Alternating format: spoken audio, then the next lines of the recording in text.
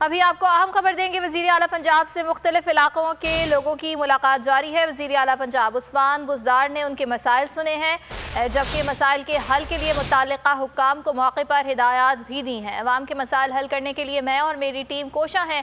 उस्मान बुज़दार का ऐसा कहना था। मसाइल के हल के लिए लोगों से मुलाकातों का सिलसिला जारी रहेगा। Khawar Abbas deputy bureau chief Lahore हमारे साथ मौजूद है। खावर अब्बास, बताइएगा मजीद।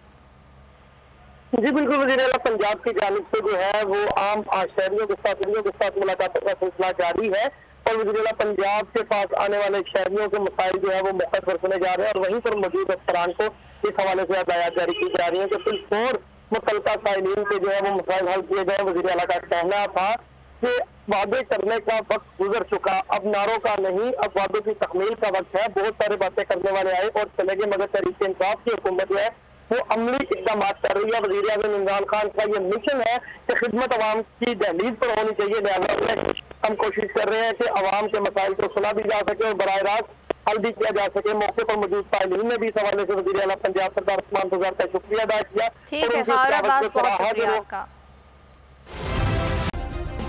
सब्सक्राइब करें और बेल दबाएं ताकि कोई खबर रह न जाए।